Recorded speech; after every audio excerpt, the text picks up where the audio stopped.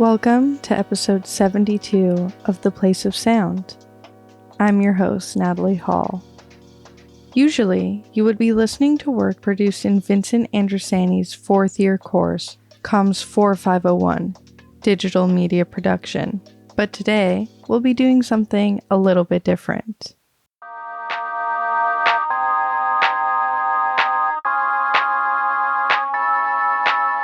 My first solo project on CKCU that wasn't associated with a class or a show that had been running for a while was a show I did with my friend and colleague Emelie Cowan called Easier Said Than Done. And that show ran for a good while on CKCU, and now we have taken a bit of a step back, having full-time jobs and other radio aspirations. But for a long while, for many months, Easier Said Than Done was where all of our creative energy went, and it will always be very special to me. So today, I wanted to do two things: showcase a bit of the work we did on Easier Said Than Done, which you can still listen to in the CKCU archive. And I wanted to show that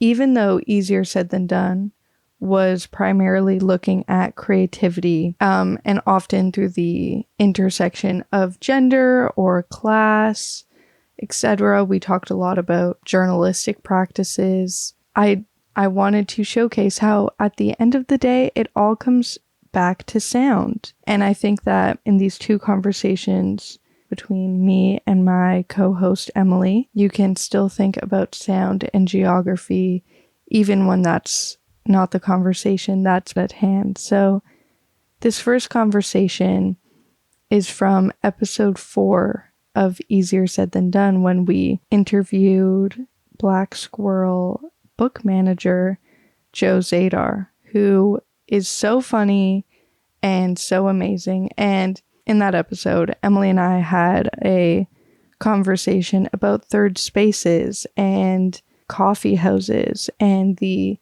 relation between coffee and like academia, I guess, and writing.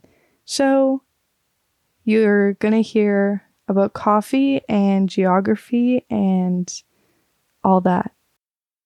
We can't talk about the cafe without first discussing its biggest draw, coffee. And a large part of Black Squirrel's draw is the books. And Joe says there may be well over 30,000 books in all of Black Squirrel. But I've done some research, and coffee and literature and writing seem to be inextricably linked. In this marvelous bean, adopting coffee into old regime French culture and diet, Julia Landweber writes, "Commercially grown coffee came initially only from Yemen via Ottoman middlemen, which gave it uncomfortable alien associations with Islam and the Ottoman Empire. While there was a resistance to coffee drinking amongst Europeans, it did not take long for it to be fully embraced. Britain opened its first coffee house in 1651 in Oxford, and France followed suit 3 decades later. These coffee houses in France would come to be known as cafés in 1694, when Jean-Baptiste Rousseau published the play Le Café. Cafés in France quickly became social gathering spaces, and before the existence of coffee, the public could gather in taverns or cabarets. However, those establishments had a reputation for attracting sordid characters. The writers, philosophers, poets, chess players, etc. favored cafes because of coffee itself. In Eating the Enlightenment, Food and the Sciences in Paris, 1670 to 1760, E.C. Spray says coffee had become an integral part of a bodily technology of polite consumption that served to restore good order to the mind and conduct to the polite consumer. This gives coffee a unique place in the history of mind-altering substances. It was not taken to get high, but to stay low. It was a defining drug of the Enlightenment. Because of that, cafes became establishments that garnered respect and attracted great thinkers, although women were not involved in coffee houses and would do most of their public gathering in French salons. By the 1700s, cafes had enormous influence in literary criticism, debate, and the dissemination of public life came from them. Here we see the public sphere being developed, a space where citizens could come together and discuss ideas and information without influence from the monarchy. The most important aspect of cafes was the social mingling it promoted. Both elites and common people could gather together. This could never be done before, as the public gathering spaces that existed had reputations for drunken disorder in which people with status refused to be associated with. Cafes were also lent an air of legitimacy because coffee was a delicacy, so you were experiencing some culture by just going to a cafe. And coffee being sold to the public was a sign that the social order was changing, that one could now buy their way into status in academics even if they were not of good birth or title. And this, of course, still excludes poor people, but it is an important shift away from the dominance of the monarchy. Spray demonstrates this mingling culture by saying, "It was a space for unplanned encounters with strangers, and as such, a place where the unexpected could occur. The cafe appears as a theatricalized space of shifting attention. Though separate tables were occupied by discrete groups of friends or acquaintances, the clientele as a whole eavesdropped on interesting conversations, which became the center of attention." We have seen the culture of the cafe grow and evolve, and we have even lost this willingness to mingle. The most visited modern coffee houses or cafes, like Starbucks, are placed in society as a space to pass through, so you may easily get to a space where you are being productive and making money. However, there is a third space that echoes the tradition of the original coffee houses: independent cafes and bookstores. As Natalie mentioned, independent bookstores, those that are owned and operated locally and aren't a part of chains such as Indigo, share similar importance to cafes. For most of the 20th century, most bookstores in North America were independent, but with the rise of suburban malls during the 60s and onwards, so came the rise of mall-based bookstore chains. It wasn't until Amazon was founded in the early 90s, which was originally only a book retailer, that independent bookstores really took a hit. Here we see the degradation of that third space that Natalie mentioned. The third place is a term coined by sociologist Ray Oldenburg and refers to places where people spend time between home as the first place and work as the second. Much like any third place, independent bookstores contribute to a city's uniqueness and bring local readers together in a way that online retailers or chain stores like Amazon or Indigo simply cannot.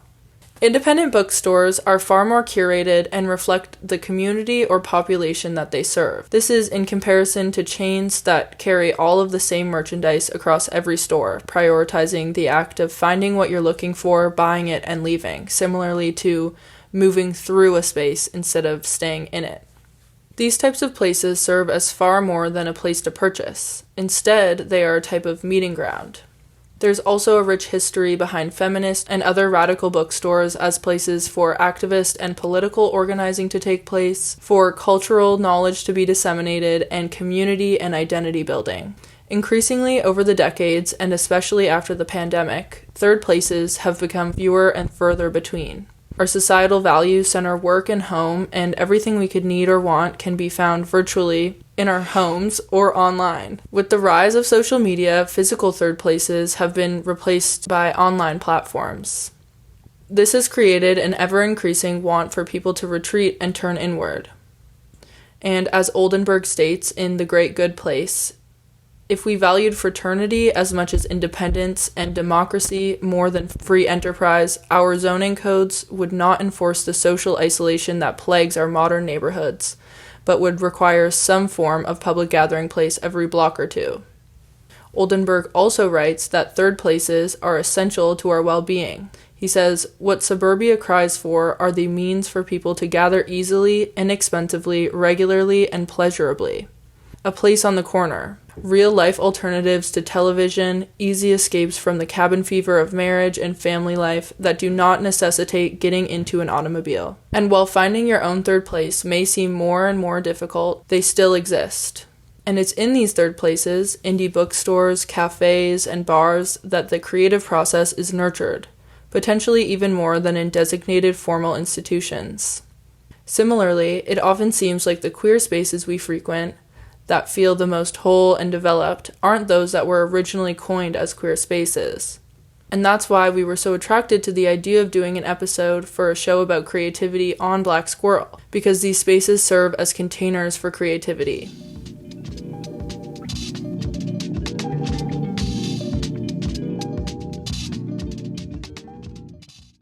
I hope you enjoyed our conversation about third spaces and coffee houses. Up next is a conversation that Emelie and I had in one of my favorite episodes of Easier Said Than Done to date, episode 10, where we interviewed a bunch of our friends about their hobbies. In this conversation, we are discussing the gendered aspects of hobbies and what it may mean to be a godly wife or a homemaker. There's a lot of discussions about home and who takes what role in the home. So I thought it intersected great with the place of sound. So I hope you enjoy. Here's that. There is something to be said about a gender divide in the world of pastime, that men and women are expected to spend their free time differently. I did some Googling on what is a boy hobby and what is a girl hobby, and this was the result. So on Reddit, r/askmen, somebody asks, what are some fun hobbies for men? After graduating from university or college, I find it's hard to have some fun hobbies. One user replied with a good list, which says, I've taken up cooking, grilling/smoking food, yard work, home improvement since buying a house, woodworking/DIY projects, gun collecting/shooting, been doing that for decades, hiking, visiting state or national parks, especially since getting dogs, shooting pool in my basement now, but prior to having a rec room at the pool halls or bars, and also mentions that his wife takes private flying lessons, which he notes is not super cheap, but interesting to learn. Another user says, ride motorcycles, golf, shoot guns, read, play tennis with the kids, or kick around a soccer ball. Then I looked up women's hobbies, and this I'll keep more brief because we kind of already know, I guess, what they're going to say, but most of them have to do with crafts such as knitting, embroidery, pottery, paper crafts, things of that nature, gardening, drawing. And then in a different section of this website, which is published by Parade, there is a subheading titled Adventurous Hobbies for Women, which includes kickboxing, snow skiing, mountain or rock climbing, skydiving, and car racing. I would like to say that the most adventurous hobby I've ever partaken in is learning how to use a Diva cup. In another very reputable research hole, I found a Reddit post in r/askfeminists. The Redditor asked the question, why do women seem less hobby-oriented than men? While the post was labeled antagonistic, it is a valid question. Here's a clip from TikTok user It's Low Birch to answer the question, what hobbies do women partake in? This video is for any girl out there that's ever been asked what their hobbies are and you feel like you have none. That's not true. You just have girl hobbies. I want to know what everyone's girl hobbies are, but let's go through some examples. Number 1, grabbing a little treat, specifically coffee and a pastry. Could be done alone, could be done with friends.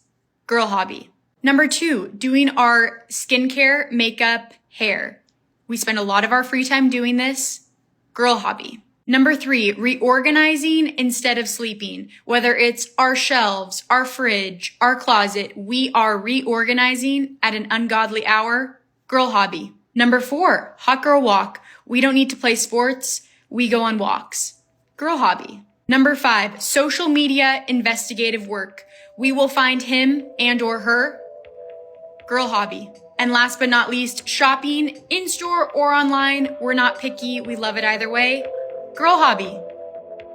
And we have some thoughts. One of the defining aspects of women's free time is that it is defined by their domestic duties.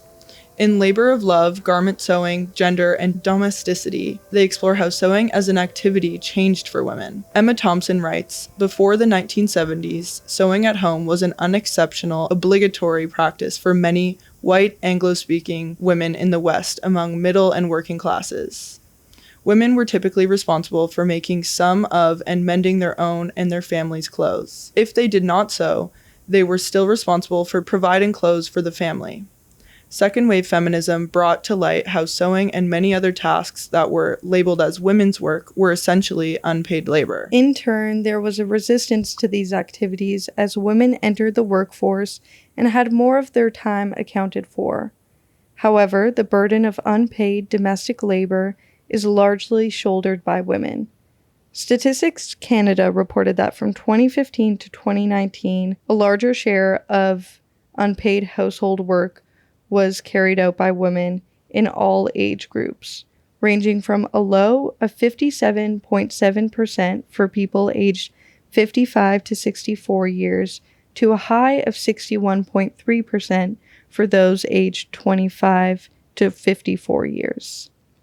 Now, because neither of us are mothers or wives, we have a snippet of a TikTok from Shiza Page Turner, a working mother of 4, about how domestic labor affects her free time. When I first got engaged, my mother-in-law gave me a piece of advice about marriage that I did not take, but I absolutely should have taken. She said to me, "Don't do his laundry. You're going to learn to hate him." And I remember thinking in the moment, like, wow, she is bitter. I don't know what her deal is with this laundry, but I feel like she's blowing this one out of proportion. But now I can tell you, after having been married for quite a while, that I don't do my husband's laundry. And this advice is something I tell to many women. Because what typically happens in these situations is when we're first together, when we move in together or we get married, we do things for each other, acts of kindness to show them that we love them. "Hey, babe, I did your laundry. I know you've had a long week. Hey, babe, I made the coffee so it'll be ready in the morning for you." We do all of these things out of kindness and love for our partners. But then what happens is an expectation has been set. Something clicks in their brain that says, "Oh, she is going to do my laundry. She is going to make the coffee. She is the one who's going to make sure to book the vet appointment. She's the one who's ordering the groceries and telling me when to pick them up." Every time we do something, especially if we do it often, it sets an expectation. And then our partners expect us to do those things. And this is how the domestic labor goes from equal to very unequal very quickly, because oftentimes we're trying to show our love for our partner and our care for them by doing these things for them. And what happens with women is it becomes an expectation. When men do it, and it's a romantic gesture. It's a one-time favor. It's something that we should look forward to and be thankful for. But when women do it, it sets an expectation that it is now her job. And it's assumed it's her job also just through societal norms. And so I follow my mother-in-law's advice. You can say this about groceries, laundry, his doctor's appointments, buying gifts for his parents, anything, right? Don't do it. Don't do it because you're setting an expectation that it is yours. And it's not yours to hold, right? We need to be very careful not to set expectations that it is our job as women to do everything for everyone. And so I'm interested to know, what's a piece of marriage advice that you got that you did not take? Because this one would have done me a whole lot of good if I'd actually listened to her.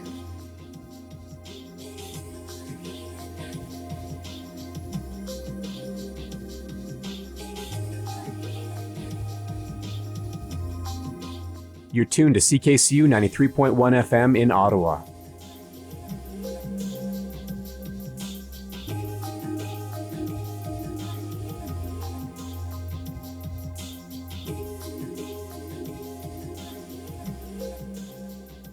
Returning to the article Labor of Love, Thompson also mentions that the domestic activities women had been trained to do and had been passed down to them from their mothers and grandmothers became a source of perceived oppression. Thompson writes, "Domesticity was considered a prison and a constraint, and activities like sewing were caught up in debates over what it meant to be a feminist. That is different now, as contemporary women have embraced traditionally feminine activities. However, even so, the very gendered associations with knitting, sewing, baking, etc.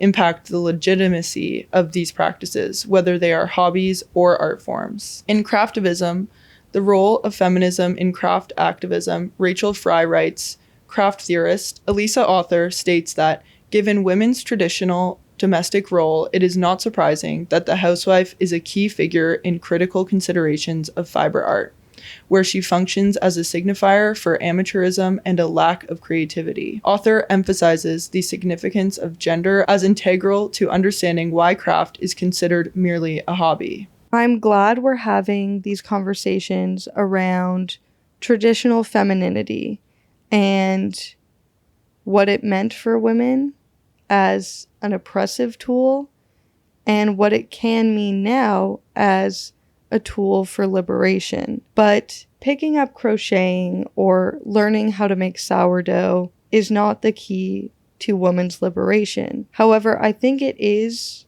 and has been a really good tool for me to learn how to embrace womanhood and femininity and my role in this world without having to associate all the aspects of myself that are strong and independent and loud and angry in relation to men, because all of those traits have been strongly associated with masculinity. And for a very long time, I rejected traditional femininity because I thought it was frivolous, or I'd been taught that it was frivolous and solely domestic, and that beautifying a space or showing love through crafts was unproductive.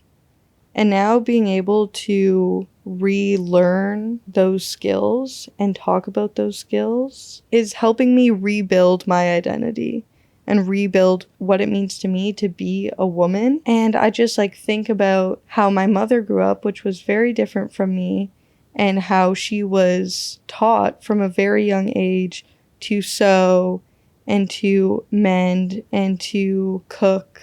And denying myself those skills is not only stupid because they are creative and fun while also being practical, but it's denying a part of my own history and the history of the women that raised me. I think this is all to say that domestic hobbies and domestic labor are just as powerful and important as other forms of creative expression and of work. Emelie, do you think that was something that weighed on you, is growing up as a girl in the 2010s? Do you think you rejected traditional femininity? Definitely. I think the kind of feminism that we grew up on was very much to do with women being adopted into a man's world in the way of women can be CEOs too, or whatever it may be. And it was very much about leaving the home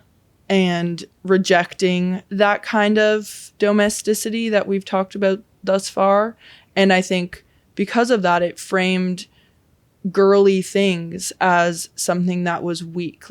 Now, all of a sudden, girls needed to be in sports too. And there was this whole movement around women in STEM, which is now kind of a memeable term for some. But all of those things are very true. And I obviously believe that women should be in STEM, but it did harbor some resentment for girly girls or for the girly girl inside of me even. And it kind of did force me to reject that because I wanted to be this empowered woman as we were shown it in this liberal mainstream feminist kind of framework. Now, Emelie and I will gladly have a roommate night or a production meeting while painting our nails or concerning ourselves with our physical appearance, which if you asked me when I was 12, I would say, I don't even care. And I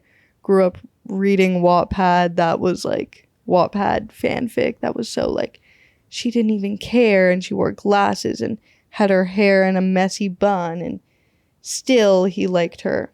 Anyways, this is not about choice feminism or arguing the fact that caring about your appearance is a feminist act. It's all to say that the notion that in order to be a strong woman or a powerful woman, you have to adopt male attributes or change your presentation or your interests to fit into male-dominated spaces, we should all work to deprogram that thought in our head, because it's not true and it won't help you, because you will never be a man.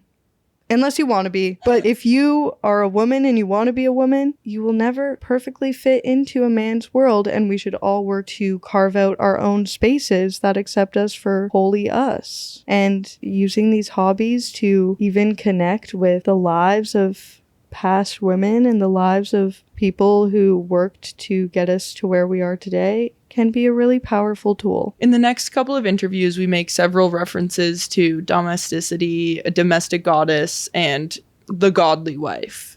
We want to assure all of our listeners that these references are done very much tongue-in-cheek. A topic of conversation amongst our friends is how traditional womanhood was something to be ashamed of and rejected in our youth. In referring to ourselves as wives or goddesses, we're doubly making fun of ourselves for rejecting that traditional femininity for so long, and that baking bread or sewing could make us any more or less women than we already are. It is all constructed after all.